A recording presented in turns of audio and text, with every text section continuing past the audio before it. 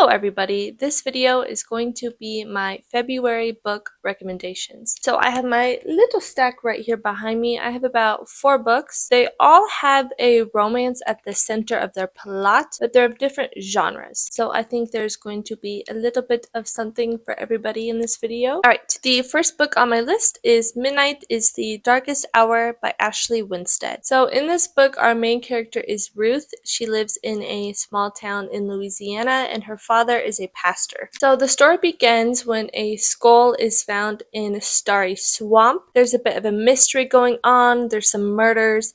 There's a love interest named Everett who's a bit dark and a bit mysterious. What I loved most about this novel was the imagery in it. It is so beautiful. It feels like you're just sitting in a lawn chair by a swamp at midnight, solving some mysteries. I will say the cover flap kind of makes it seem like it's more paranormal than it actually is. There isn't too much paranormalness in this book. But it's still really good. It reminds me a lot of Where the Crawdads Sing. The main character, Ruth, is obsessed with Twilight, which I found so funny. She's like 17 years old, which is exactly me at 17. Fair warning, the end of this book is a little bit crazy. Things go off rails a little bit. It's still a really good book. I would say for me is about 4 stars. I would recommend this book to anyone who listens to the Religious Trauma playlist on Spotify or anyone who's obsessed with the song Take Me to Church by Hozier. It's just beautiful. I really enjoyed it and yeah, could be a fun one to read this February. Alright, the next book I actually listened to the audiobook of and it's I'm a Fan by Sheena Patel. This book was so freaking good. The audiobook is like 3 or 4 hours long, I forget, but it's pretty short. The book itself is a novella, I think. But it was so good. We follow our unnamed main character who is obsessed with this older man that she's dating, and he's kind of dating around a little bit. He's also dating this really posh influencer that our narrator is obsessed with. So good. It talks about race and class and the obsession with social media and what is kind of real life and what isn't. I don't know if it's supposed to necessarily be a critique on social media, but I definitely took it that way. It was kind of scary. It made me want to share a lot of my life less online. It even kind of makes me want to delete my social media. It's crazy how much you can find out about someone just by looking at their social media and how much of their life they know. Kind of makes me consider my own use of social media. I would recommend this book to anyone who still insta-stalks their exes, anyone who's looking for some new clever ways to describe a penis because there's some interesting ones in this book. Or if you are somebody who sends out those Valentine's Day chain texts, you know the ones, I'll put one right here really fast, then this book is for you. Alright, the next book on my list is Maeve Fly by CJ Leede. Can't really see it. I'm hiding my library barcode because I'm scared of the internet. I don't know if anyone can find any information of me from that, so we're just covering it. This one is definitely horror. It's very interesting. I almost DNF'd it after the first chapter because there's so much talking about boobs, and then the narrator does something where she snorts cocaine through what she calls, hold on, a tampon straw. Yeah, the first chapter is very interesting. I looked up to see if it was written by a man, and it's not. It's written by a woman, but I think that's the vibe she's giving off. Because there's a quote. I'm going off in a bit of a rant.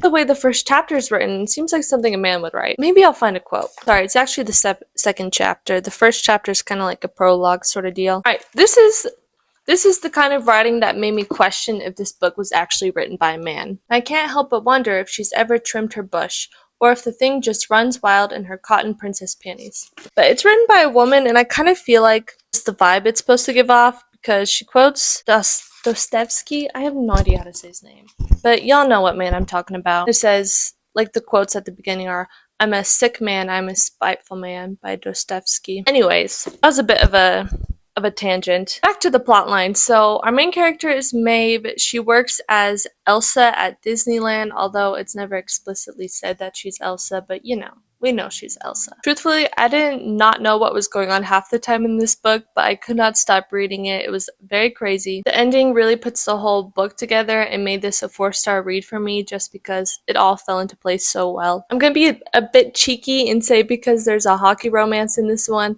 I would recommend this to fans of Icebreaker and also anyone who wants black roses for Valentine's Day. This is the kind of book for you. This is the one to read in February. This is Future Jessica. I'm editing this video and there's a few things I forgot to say about Maeve Fly that I have to say because this book is freaking crazy. On page 110 there's a typo, which I'm not judging them for. They have to edit a whole ass book. That's hard, but it's so freaking funny. I'll show a picture of it because I have a picture of it, but it reads, I watch as these men shove themselves against each other, dodge, slash, and battle with their sticks, as men are generally wont to do. But it's not want, it's not W-A-N-T, it's W-O-N-T, like won't. Hilarious. So funny. Love that. And then, this is something I made a YouTube short about in a video. Well, listen, I don't know how to make YouTube shorts. So first, I accidentally made a video of me reading this quote when I meant for it to be a YouTube short. And then I realized it was a video, so then I made a YouTube short. Anyways, both have since been deleted or put on private. But this quote is so funny. It's on page 73. And it says, there's just no way to hold the egg in one's asshole fully. Then we go to 74 without it breaking. The central image of the book and one so taken for granted. So the narrator is talking about holding an egg in her ass, and she's like, should I hard boil it? Should I soft boil it? Should I leave it raw? Well, if it's raw, it'll just break. But if it's hard boiled, you won't get the runny yolk running down your leg. Hilarious. Weirdest book. Amazing. Everyone should read it. That's it. Thank you. Alright, as an honorable mention, I'm going to say Rouge by Mona Awad. I did not read this one. I got this one from the library and I tried to read it after reading Maeve Fly, but the two characters are so similar that I just couldn't do it. I needed a break from Maeve, but this one could be a cute one to read in February. There's a little rose on it. What's the synopsis? So this is the same author that wrote Bunny, and that's kind of why I picked it up. It's about a woman named Belle who's like obsessed with skincare. It kind of also feels like something similar to Maeve Fly and like these American Psycho vibes. I think her mom mysteriously dies. I don't know. Just thought I'd throw that one out there. Covering up the barcode again. The last book on my list, and one I actually did read, is Exes and O's by Amy Lee. So I'm not a very big romance reader. The only other romance book I've read, well, one that's just purely romance, is It Ends With Us by Colleen Hoover. But this one was really cute to read, especially after reading Maeve Fly. It is so comforting and sweet and funny. It was a really quick read and I never got bored. It was just super easy to get through. So we follow our main character Tara, who is obsessed with romance novels. This is the second book in Amy Lee's influencer series. I forget the name of the first one, but I'll put a little picture of it. This is the second one, and then the third one involves fishing somehow. I don't remember what that one is either. I'll also put it here. But that one actually releases in a week or so, and I might read that one this month too. This one, we follow Tara, who is a romance book influencer kind of person, but she is obsessed with the trope of second chance love, so she makes a list writing down all 10 of her exes. She goes through it and tries to date them again and rekindle the romance. Her roommate Trevor is a firefighter and he kind of helps her with this along the way, and something starts to bud a little bit. It's super cute. It's perfect for Valentine's Day. The climax of the story happens around Valentine's Day. The cover gives off all the right vibes. It's just, yeah, it's really cute. It's the one I would recommend to people who just want a true romance novel. This is for anyone who wants a dozen red roses and a box of heart chocolates on Valentine's Day. Anyone who was so excited to give out those little cards in elementary school and make their cute little Valentine's Day boxes. But yeah, this is everything I have for this video. Those are all the books I would recommend to read this month. There's a little bit of everything. Midnight is the Darkest Hours, kind of like a thriller / literary fiction. We have horror, we have true romance, we have obsessed love. So yeah, there's lots to choose from. Anyways, that is it for this video. Thank you so much for watching, and goodbye.